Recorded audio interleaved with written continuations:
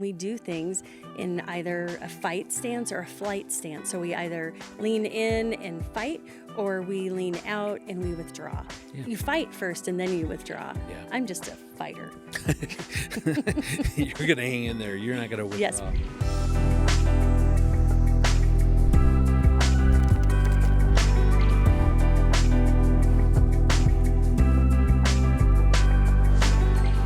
Hi, we're Greg and Erin Smalley, and we head up the marriage team here at Focus on the Family. We're marriage counselors, as well as we host a podcast called Crazy Little Thing Called Marriage, and we'll link to it below.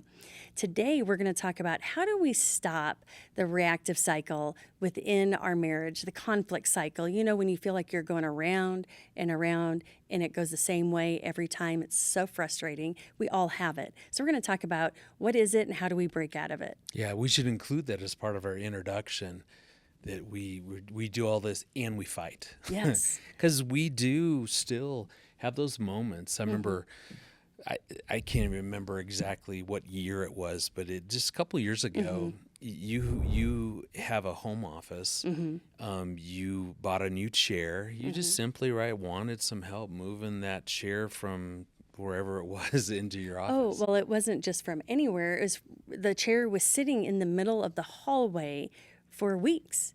And I literally kept thinking, does no one else see the chair sitting in the hallway that we all walk past multiple times a day?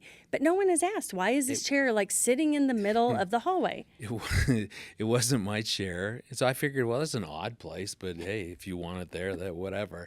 So you did ask. And so I think you were late, running late. I was running late to go and see a couple. Yeah. So you just said, hey, can you help me take this chair from the hallway into the office, right? Easy win for the marriage, for our team. Well, it was nothing easy about what transpired, because it was a clunky, just heavy. the design. It was heavy, but was it's big, like you couldn't yes. grab something. So we were having a hard time.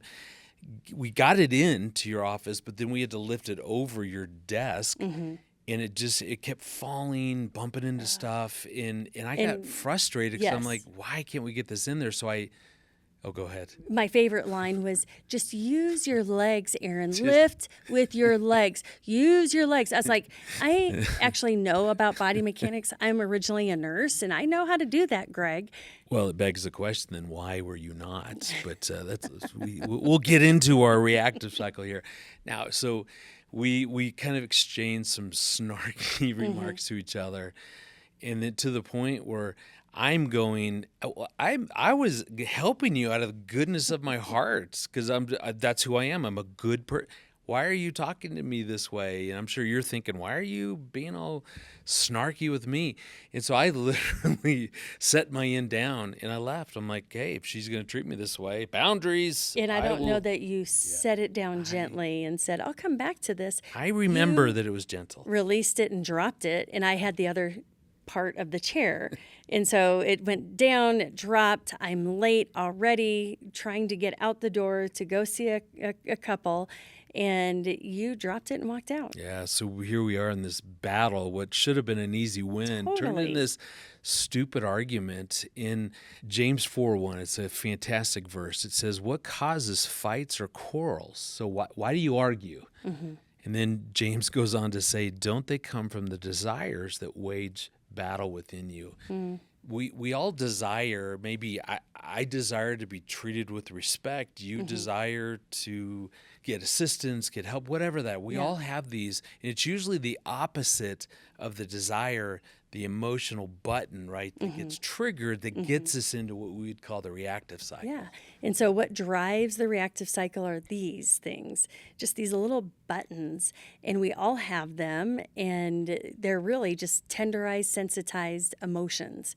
So when they get triggered or pushed, we don't like it. And really what they become over the years are lies written on our heart.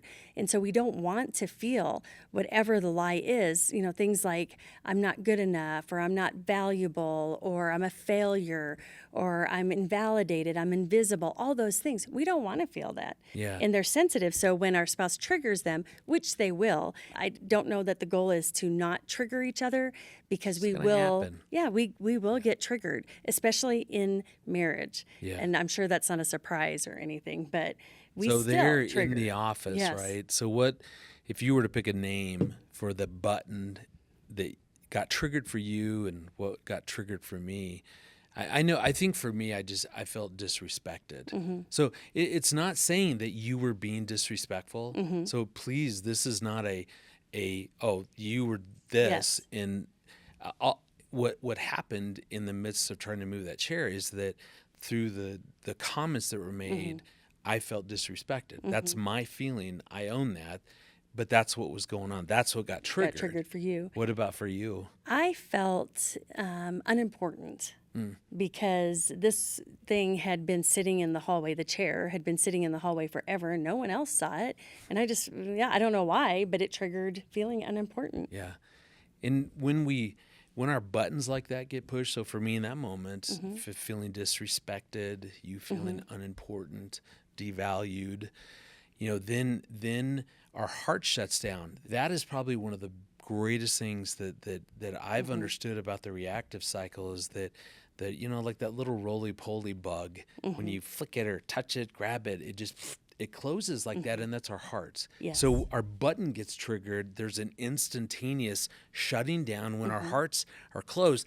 That's when we say and do things that we regret, like Yes. dropping the chair Yes. that you're holding. Right. Like that would be a good example of just withdrawing. So I just dropped that. Yeah. Or I often defend myself, Yeah. debate, Well, whatever. once our heart closes, we head into fight or flight. Yeah. And we're not thinking clearly. The blood is actually rushing away from our brain to fight or flight. So we are not able to think clearly. And we do things in either a fight stance or a flight stance. So we either lean in and fight, or we lean out and we withdraw.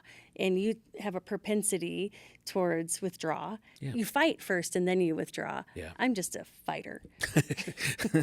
You're going to hang in there. You're not going to withdraw. Yes, but Yeah, no. over the years we've learned so much about how to do that better Yeah. than we did, especially our first few years of marriage. But every now and then the cycle takes off. Yeah. And so once, I let go of the chair, it fell. You were frustrated because we didn't even accomplish. Now you're even late, but nothing was solved. You left. I'm in our bedroom area. And I remember sitting in this chair just thinking, I can't believe that she did that. Here, I'm being the sweetest husband on earth, helping, and here she treated me that way, which is what we do, right? So I'm clearly aware of what you did that I didn't like. And often to break out of the cycle, the problem that we do is that we try to change our spouse to get you to do something different. Aaron So just you needs feel to better. apologize. Yeah. Yeah. Yeah. So then I feel better, which is a horrible place to be because you talk about having no power then. I can't manipulate, get you to do anything. I don't want to do that. I've tried. It doesn't work anyway. No. But that's part of the challenge with the reactive cycle is that we often look to the other person. If you would just do this or stop doing that, then I will feel better. So I remember sitting in our little bedroom with my phone going, any moment, she's going to call and apologize. Like I'm just watching the time countdown going, it'll happen any moment, any moment. And it was such an interesting experience because, again, my heart shut down. I know what you did wrong that I didn't like at least. So I'm just waiting for you to clear all that up, and then we're good. There was no part of me that was willing to take a look at my own side of this, which is why sitting there with my phone going, any moment she's going to text or call. All of a sudden, it was like God went, seriously, son, really? Like no part of that you can own and think about what you did because I don't feel like I've created you as a husband to drop a chair and walk away from your wife. I don't think that a part of my design for you and what I want for you is to devalue your wife, say the things that you said to her. And it was very convicting. I really did, as I was sitting there, I kind of went, oh man. Yeah, it'd be nice if she called, but honestly, why? I don't like how I showed up. Yeah, well, we don't show up as our best selves in those moments. But I will say I got to work and I was like, I cannot sit with another couple and help them if I'm not unified with my husband. So I did text and apologize for my did. part in it. But then I thought for sure I'd get a text back that said, yeah, me too. I really mishandled that. But that didn't come until I got home. Well, and I'll tell you, part of the challenge with the reactive cycle is that it breeds pride. In the Old Testament, in Proverbs, it says that pride leads to conflict. And even more so, God says that he opposes the proud. Right. Well, so does your spouse. And I was so full of pride thinking, I did nothing wrong. Maybe I did something minor, but this was really her fault. And so even after your text, I was like, yeah, you should feel that way. And that's when God really went after me and my pride, to where once I was humbled, thinking, okay, I don't like what I did, that opened my heart back up. It wasn't the fact that you did great. I mean, you owned your stuff very quickly.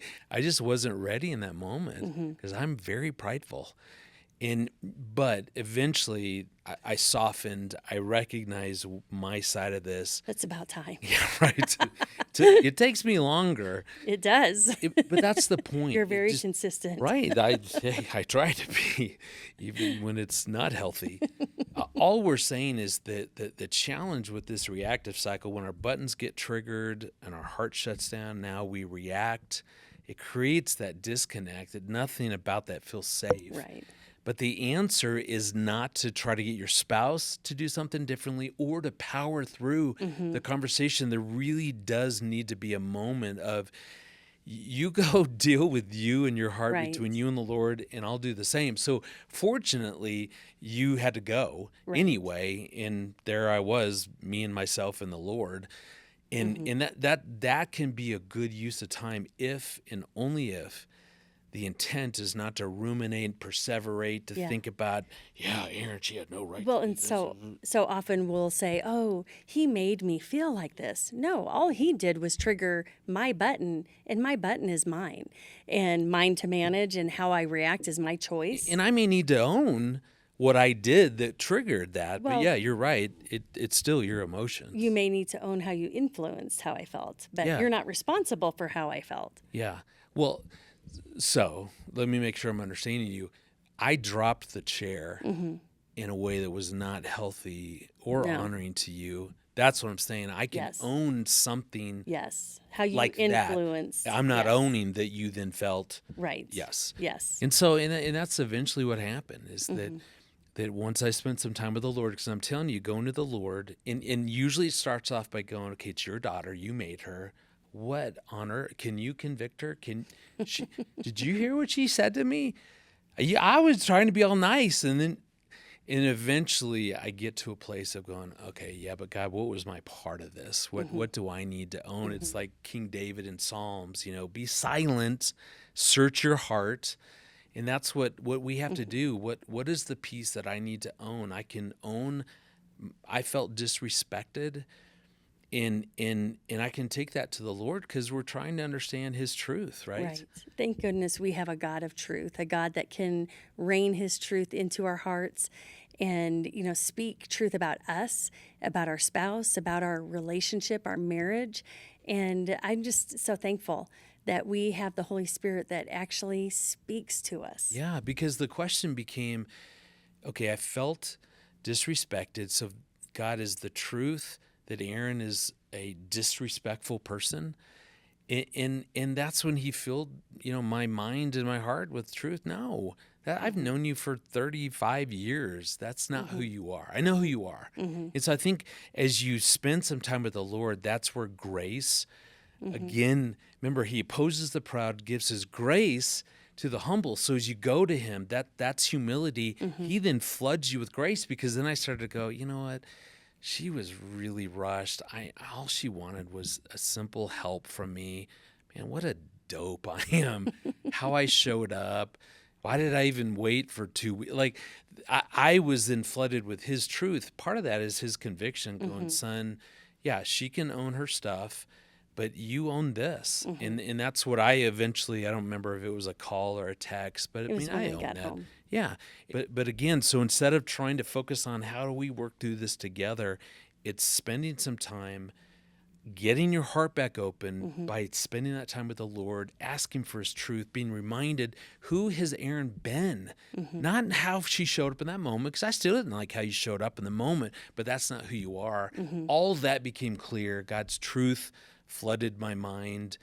I was open again and owned my stuff, and we ultimately then repaired that moment, right? Yes. Yeah. There was no big solution. No. I mean, I got Garrison to come on, our son, to help. So the chair, that was already done by the time you got back. Right. But we needed to repair what had happened between us, even though it was, it was a little moment. But it's those little moments that get big.